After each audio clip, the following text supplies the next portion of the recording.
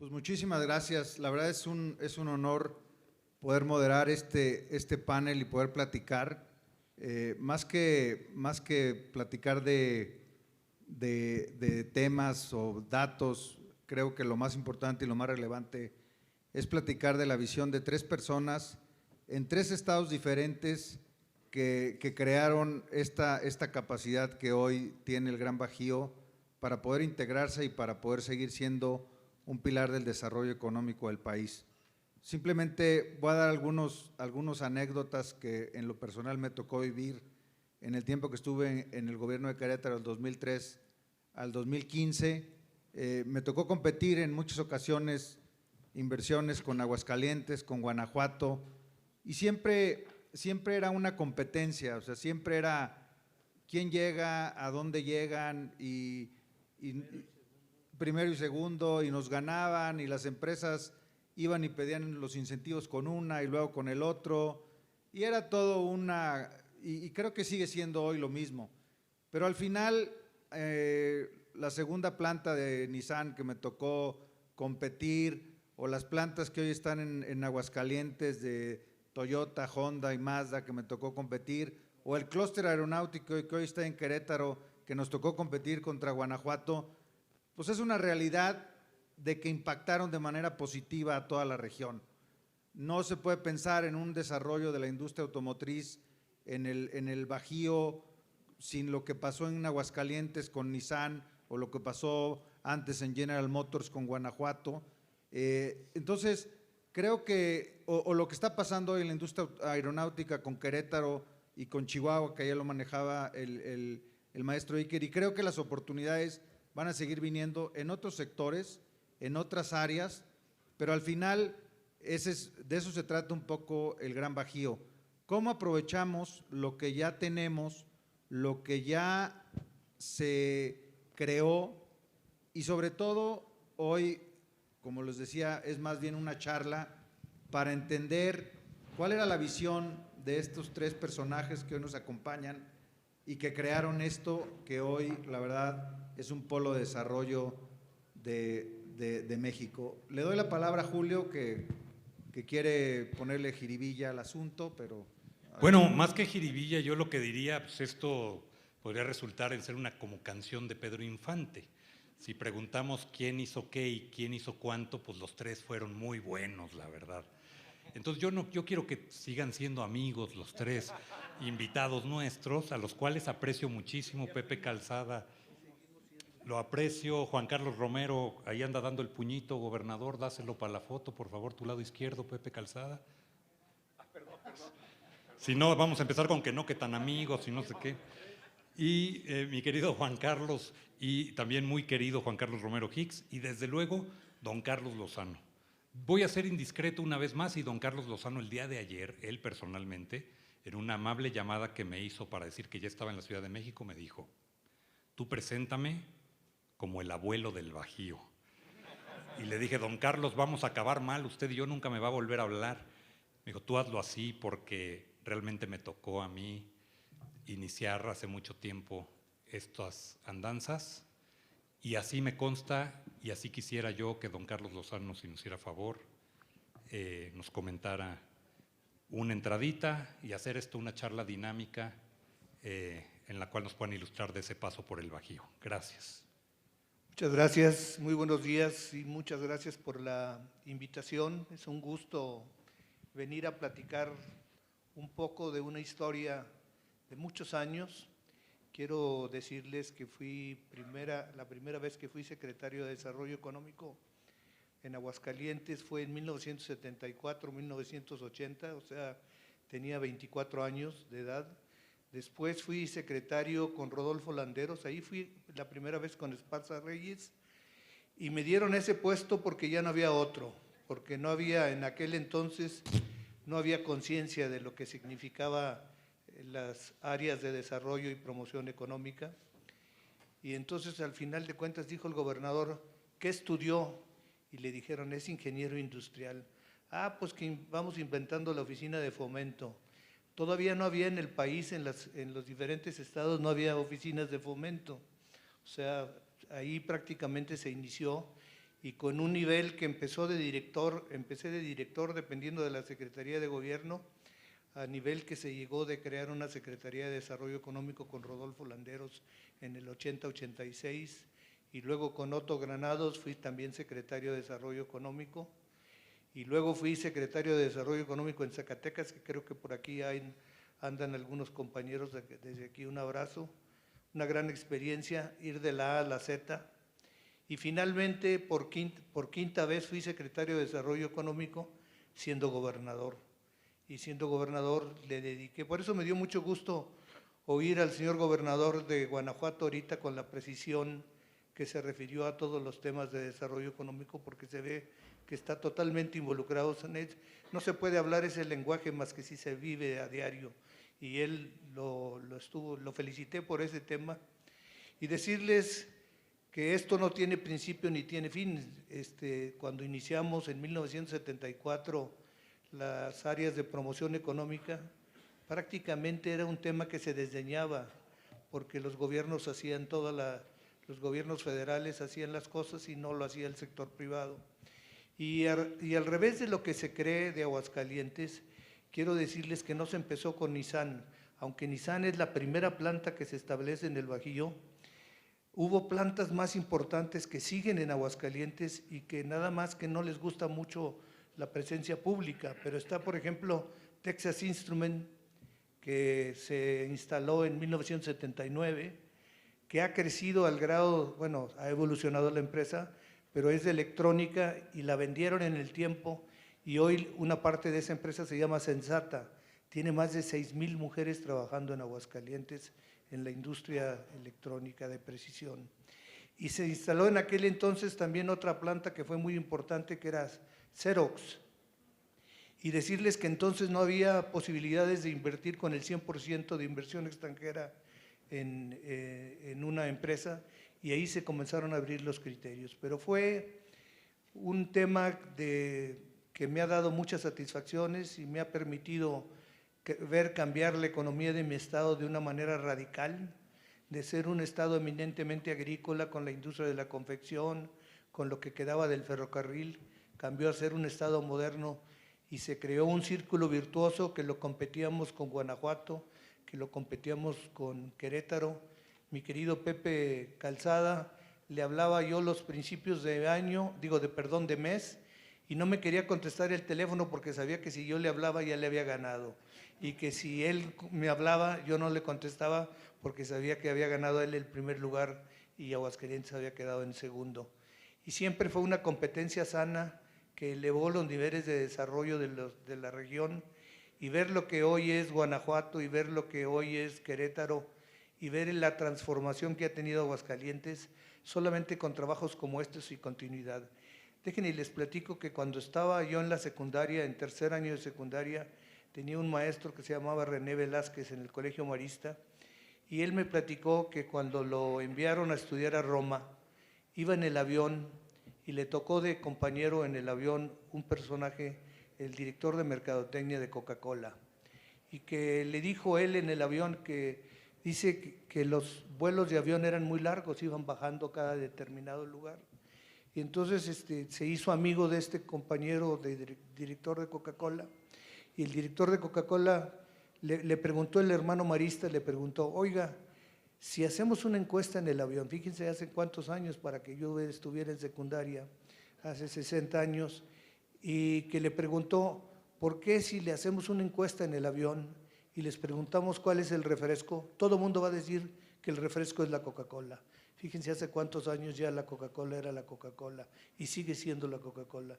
Y le dijo, ¿por qué si tienen tanto conocimiento del mercado, por qué siguen metiéndole dinero a promoción?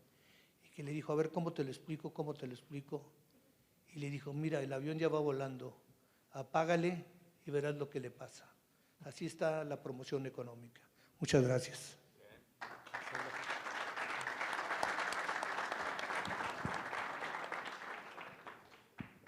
Bien, gobernador Romero Hicks, obviamente la transición de Guanajuato también, de ser como lo dijo aquí el gobernador Diego hace unos minutos, de ser el granero de México se convirtió en el industrial de México y sobre todo del Bajío.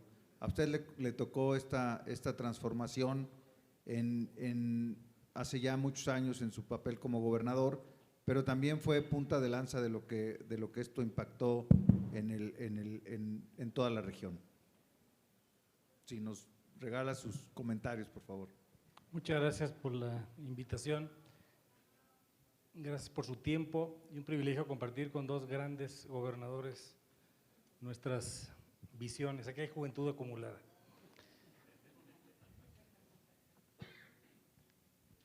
Hace un rato ya escucharon a nuestro gobernador. El Bajío es una región que tiene 4 componentes. Es una región geográfica, histórica, económica y cultural. Y los 4 ingredientes son muy importantes. Y a veces nos preguntan en dónde ha estado una historia para resaltar. Y quiero poner 3 ingredientes. Primero, un entorno al que me voy a referir y un andamiaje. Segundo, una planeación. La diferencia entre lo que somos y lo que queremos ser es el tamaño de nuestros sueños. Es la definición más sencilla que conozco de planeación. Y tercero, participación ciudadana. Tanta sociedad como sea posible y tanto gobierno como sea necesario. Cuando estaba en el Senado de la República, el presidente Peña envió una iniciativa para crear zonas económicas especiales. Acompañé la iniciativa por solidaridad, pero con ciertas reservas, porque para cambiar esto no es la norma lo que lo va a modificar. La norma traza un deber ser, pero no cambia la realidad. Y el tema es muy sencillo, y nada más les voy a enumerar. ¿Qué se requiere para tener todo esto? A partir de una visión, y una visión es un acto de amor, de visión y de esperanza, es una planeación, y me tocó a mí en el gobierno impulsar la ley de planeación de procesos que ya recogimos de los gobernadores Fox, antes Medina y Martín Huerta, y pusimos varios elementos en ley. Primero, que el plan de desarrollo tenga una visión a 25 años. Segundo, que el plan de gobierno se actualice cada 5 años. En el cambio de gobierno, el nuevo gobernante podrá hacerle ajustes, pero al menos ya tiene la visión de 25 años y tiene la visión de 5 años actualizada. Y tercero, que tuviera el máximo de participación ciudadana con las mejores técnicas de planeación. Y aquí sí voy a hacer una crítica. Ningún método suple al pensamiento. Todos hemos participado en eventos de planeación, pero a veces el método nos constriñe y lo que hay que hacer es darnos la oportunidad de volar. Hay 10 ingredientes que son insustituibles. Primero, Estado de Derecho y Estado de Derecho, y construcción de instituciones. En Guanajuato lo que se hizo fue construir la Coordinadora del Fomento al Comercio Exterior y segundo, el Instituto de Planeación. Sé que nuestro gobernador ya dio el comentario. Eduardo Sojo empezó la planeación, hoy encabeza el instituto. Segundo, se necesita un buen sistema de educación. Nadie va a crecer en capital humano si no lo tiene. Tercero, el mejor sistema de ciencia, cultura, tecnología e innovación. Y Guanajuato tiene grandes universidades y grandes centros, como lo tiene la región Bajío. Venía de ser rector de la universidad y por eso subrayamos algunas cosas. Cuarto, un gran sistema de salud. Y Guanajuato tiene el mejor sistema de salud estatal del país. Quitando los hospitales nacionales, nuestro sistema se ha ido haciendo de manera muy importante. Quinto, infraestructura. Se hizo, por ejemplo, la mayor obra que tiene Guanajuato, que es el puerto seco, el puerto interior, y es una continuidad de esfuerzos, y se requiere tener aeropuerto, puerto interior, etcétera. Sexto, la competencia entre nosotros, los estímulos a la inversión. Que por cierto, en el Congreso local, alguien de repente quería legislar los estímulos, les dije, no nos pongan legislación de estímulos porque no tenemos flexibilidad. Pero junto con esto, dejo un apunte muy importante, hay que aprender a competir de manera cooperativa. Y eso se hizo por secretarios de desarrollo nuestros. Es posible que una inversión no iba a estas tres entidades y se iba, por ejemplo, a San Luis, pero nos interesaba que estuviera ahí porque nos iba a alimentar la cadena de valor. Y hay que también tener generosidad para mirar más allá. Séptimo, desarrollo sustentable y no abundo, medio ambiente, agua, que es una crisis muy grande en el Bajío. Octavo, y aquí está el gran arquitecto de ello, finanzas públicas acreditadas y sustentables. Aquí está, se llama José Luis y comparte el apellido conmigo, soy sobrino mayor, pero el mérito es de José Luis. José Luis creó el mejor sistema financiero para nosotros, sin deuda y las mejores acreditaciones internacionales. Porque cuando alguien va a traer, y lo hizo para el gobernador Fox, y él está en otro partido político, pero todos tenemos el mismo cielo y no tenemos el mismo horizonte, y tenemos el mismo partido que se llama México. Noveno, el mejor clima laboral y el entorno laboral. Me sobran los dedos de la mano que estoy exhibiendo del número de huelgas que ha tenido Guanajuato en 30 años. Parecido a Aguascalientes también. Y en el caso nuestro nos tocaron 2 huelgas y la que más duró fue 45 minutos, porque hubo un error de comunicación al interior del sindicato. Y finalmente, energía alternativa. Esto no es ningún secreto, es solamente saber hacer las cosas bien.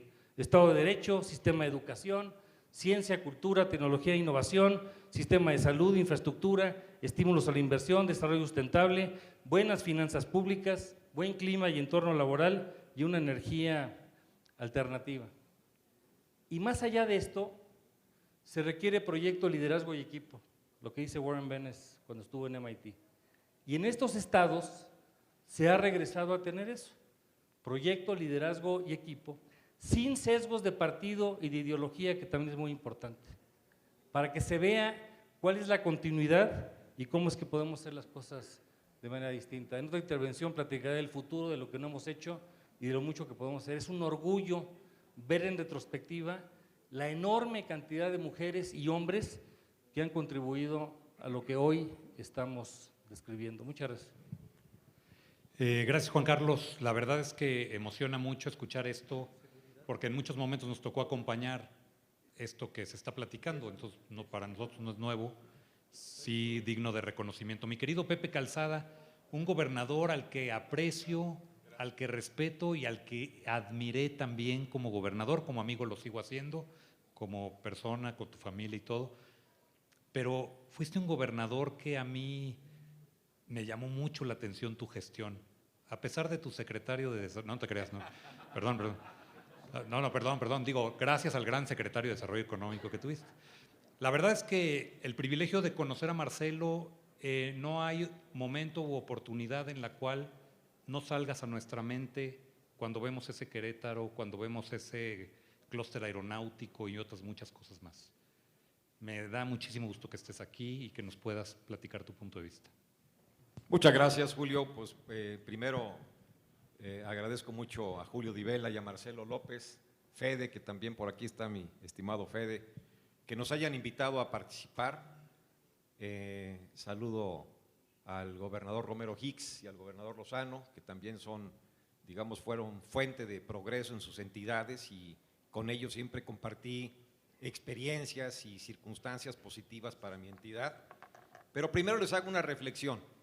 Cuando Marcelo López hace unas cuantas semanas habló para hacerme la atenta invitación para estar esta tarde con ustedes, me dio mucho gusto, evidentemente, pero me quedé pensando y reflexionando profundamente.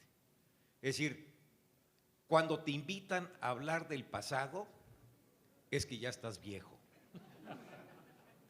Haz de cuenta que invitaron a unos historiadores, pero me da enorme gusto el hecho de que inviten a estos 3 historiadores, porque en el marco, en el contexto del Gran Bajío, hay buenas historias que contar, hay buenas historias que compartir. Y quiero felicitar a los creadores del Gran Bajío, que hoy de lo que se hable es de una región y no solamente de una entidad, de una región de éxitos. Yo les vengo a compartir mi vivencia Evidentemente, siempre toda actividad humana es perfectible, pero mi vivencia y mi paso por el gobierno del Estado de Querétaro. En primera instancia, quiero reconocer que a mí me entregaron un buen Estado. Contrario a lo que a veces se dice, ¿no? Yo construí el andamiaje institucional de esta entidad.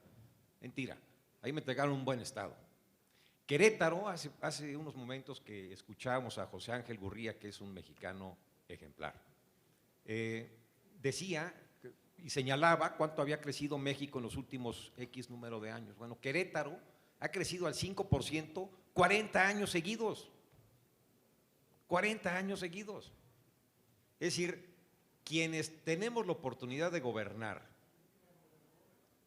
somos únicamente un eslabón en una larguísima cadena de cosas buenas que le han pasado al Estado. Y en lo que nos tenemos que enfocar es que ese eslabón sea bueno y no sea el eslabón débil, al contrario, fortalecer la cadena. Cuando nos preguntaban en Querétaro y venían empresarios de algunos otros lugares a invertir en nuestra entidad, yo siempre les decía, citando un ejemplo del crecimiento económico que tiene China. China duplica su economía cada 10 años, o sea, cada 10 años hay un China nuevo en términos económicos. México cada 30, Querétaro cada 15. Es decir, esa es la potencia que tiene Querétaro, evidentemente la región, la posición geográfica, el buen clima laboral, el respeto que existe también con las entidades vecinas, es decir, el hecho de que una empresa se instale en la región, pues es un logro padrísimo. Si es en mi estado mejor, pero es un logro padrísimo. Y eso es lo que finalmente estuvimos compartiendo. Y cuando la gente me decía, ¿cuál es el secreto del éxito económico de Querétaro? Yo decía, pues la verdad es que no hay una receta mágica. Yo creo que la primera circunstancia es que entre nosotros los gobernantes ha habido respeto y continuidad. Lo que invirtió el anterior gobernador no solamente se respeta, sino se continúa y se potencia, porque es en beneficio de la gente. Por ejemplo, no podríamos imaginar Querétaro sin el aeropuerto que tenemos, y ese aeropuerto pues finalmente fue idea de Nacho Loyola, gran amigo de nosotros. Después el gobernador Garrido invirtió tiempo, recursos, ideas en el clúster aeronáutico. Después nosotros lo continuamos llamando a las empresas para que estuvieran invirtiendo. Y hoy Querétaro representa el 40% de la producción aeronáutica del país. Se construyó una universidad aeronáutica, posteriormente le dimos también fuerza al sector automotriz, que es el gran empleador de Querétaro, hicimos una universidad automotriz. Es decir, cada uno de nosotros le va acondicionando e incorporando palancas de desarrollo, palancas detonantes del crecimiento económico de la entidad. Finalmente, al final del camino, pues nosotros somos cifras, somos un referente en la historia de nuestra entidad, pero son cifras positivas. Querétaro ha logrado ser un estado atractivo y competitivo dentro de muchas otras cosas, amigas y amigos, porque se ha sabido adaptar. Es decir, Querétaro representa el 0.6% del territorio nacional, el 1.7% de la población y genera un poco más del 3% del PIB nacional, con el 0.6% del territorio. Algo bueno se ha hecho. Entonces pasa Querétaro de ser un estado agrícola en los 60s a un estado agroindustrial en los 70s con la llegada de Carnation, con la llegada de Kellogg's, etcétera. En los 80s empieza a ser un estado automotriz, en los 90s es un estado turístico, después en los 2000s empieza el sector aeronáutico. Se ha sabido adaptar. Cuando una parte de la economía en ciertos segmentos se cae, otra parte viene y lo rescata. Hace un momento decía mi querido amigo Carlos Lozano que mes con mes nos hablábamos para competir en las cifras, y es cierto. Si yo le hablaba, pues yo le había ganado. Si Carlos me hablaba, pues algo me quería presumir. Por cierto, me habló muy pocas veces. Contadas, yo creo que una o dos. Pero esa era la competencia buena, ¿no? Me daba mucho gusto que a mis amigos gobernadores les fuera bien porque estaban haciendo bien las cosas. Entonces, yo espero que esta plática, esta charla, estas anécdotas, estos pincelazos de lo que hicimos, pues sirvan al auditorio, animen a los inversionistas a confiar en nuestra región, y yo por lo pronto agradezco enormemente este impulso que al Gran Bajío le han dado mis amigos. Muchísimas gracias. Tengo un enemigo en puerta que se llama el tiempo, que es el que tenemos todos en la vida, pero ahora lo que vamos a hacer es, de manera rápida y con la promesa, y aquí yo los voy a comprometer, luego tenemos que grabar esto, Marcelo, para que quede en nuestro portal y quede estas conversaciones, yo creo que deben de quedar como un antecedente histórico y no histérico en las redes y que todo el mundo lo conozca, porque la verdad es que tienen gran valor. Gobernador Lozano, yo lo que quisiera es que me diera un punto de vista muy rápido, 2 consejos muy rápido que daría a toda esta comunidad que hoy escucha que el nearshoring, que China quiere venir a México y otros países, pero ¿cómo traerlos? ¿Cómo atraparlos? ¿Con qué conquistarlos? ¿Cuál era su método de conquista, señor? ¿Algún consejillo? Muchas gracias. Déjenme les platico que haber llevado la última planta de Nissan fue toda una lucha y es una historia de éxito. Que Carlos Gozón, de quien han escuchado muchas veces por ahí que se habla, querido amigo mío, en desgracia en este momento, pero un personaje del mundo, puso en Davos como ejemplo de una inversión gobierno privada, puso el ejemplo de lo que hicimos en Aguascalientes para traer a Nissan. El día de ayer saben que Japón dio un campanazo y ganó en el juego de fútbol. Bueno, déjenme comentarles que hablé con el embajador y hablé con el cónsul y le dije, ganamos, porque yo siento a Japón como parte nuestra, por todo lo que ha dado Japón, y se lo ha dado a México, pero principalmente se lo ha dado al Bajío. Y tuve el privilegio que me nombraran, ya no siendo gobernador, caballero del sol naciente, como un reconocimiento a mi amistad y mi respeto que le tengo a ese gran pueblo que es el pueblo japonés, que uno de los legados que tiene es que todavía, aparte del trabajo, la inversión y la riqueza, nos trae cultura y nos trae una gran cultura. Entonces, estar cerca de los pueblos, lo mismo tendría que poner de ejemplo con Estados Unidos, que me une un afecto y una relación también muy importante. Pero hay que trabajar a los países y no estarlos agrediendo, y tratarlos bien y estar muy cerca. No pararle a la promoción nunca, yo creo que ese es el éxito. La continuidad, ahorita que oía al gobernador de Guanajuato hablando de la continuidad, una riqueza impresionante la continuidad. El hecho de no darle para atrás a los proyectos porque fueron de aquel gobernador o fueron del otro, yo creo que es un absurdo y hay que sacar adelante a nuestros estados.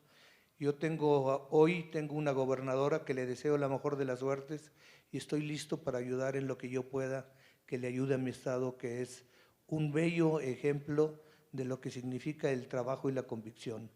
Decirles que cuando se fue Nissan a Aguascalientes, se fue principalmente por el tema laboral. Y hoy hay un gran peligro con el tema laboral. Lo que está pasando en la disputa por los sindicatos, hay que ponerle mucho ojo y debiera ponerle más ojo el gobierno federal. Muchas gracias. Gracias, señor. Mi querido Juan Carlos, tus 2 aportaciones, que ya sé que siempre son muy ricas y puedes dividirlas en muchas más, pero que me encanta porque tienes una facilidad de desplegar incisos que yo nunca logré, ni siquiera graduándome de la carrera, señor. Pero si me hicieras favor de darnos esos consejos.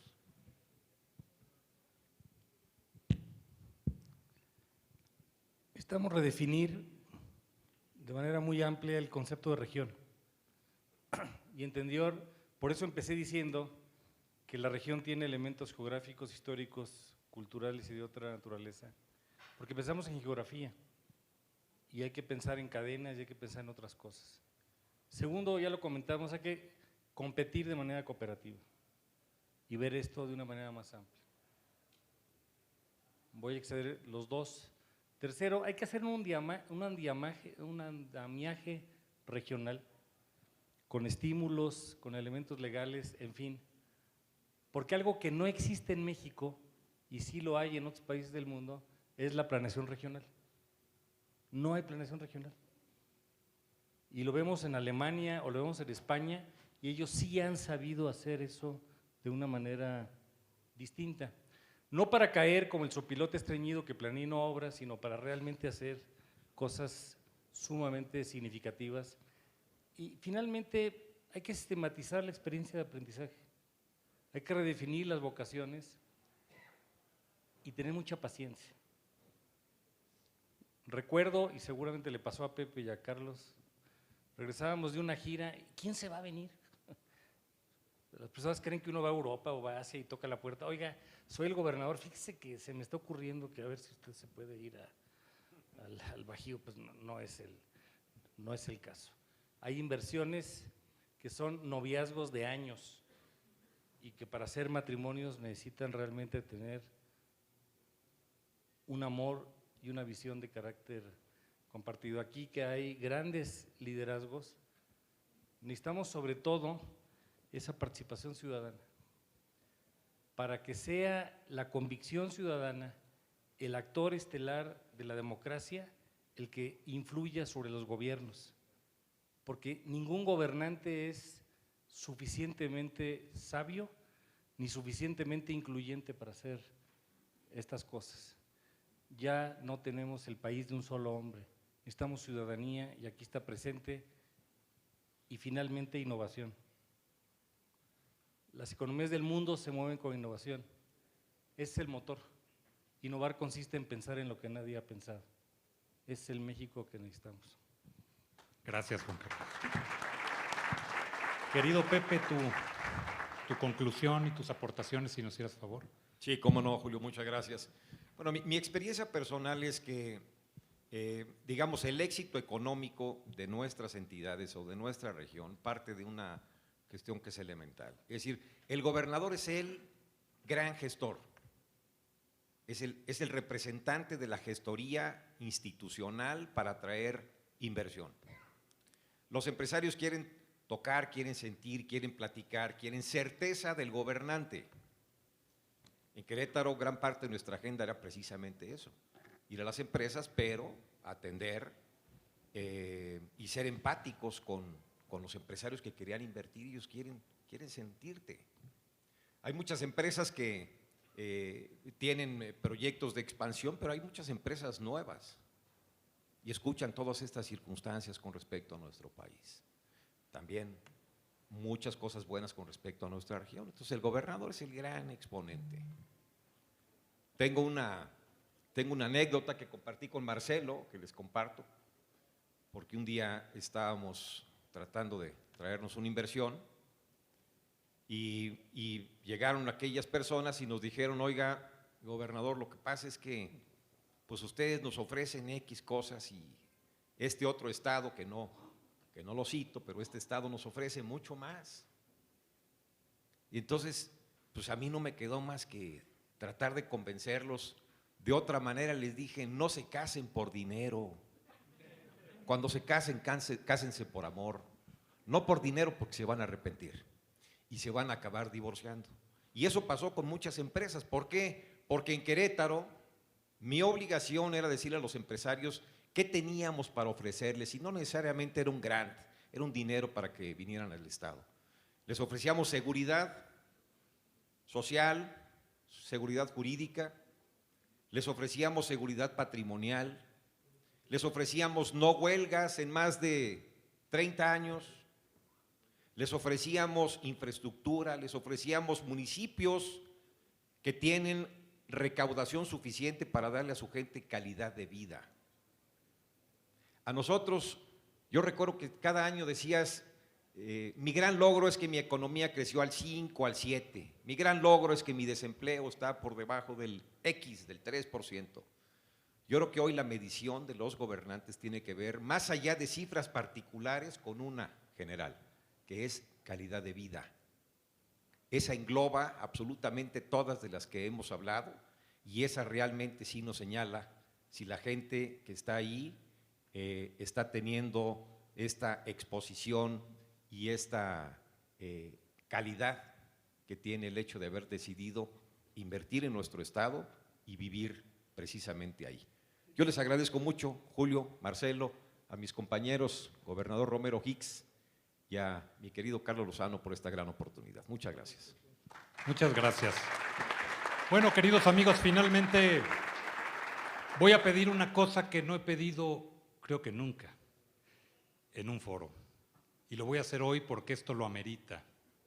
Los tres señores que vemos aquí, a muchos de nosotros nos han marcado la vida y nunca hemos tenido la oportunidad de dar las gracias, y la mejor manera es dándoles un gran aplauso de pie, porque se lo merecen. Muchísimas gracias.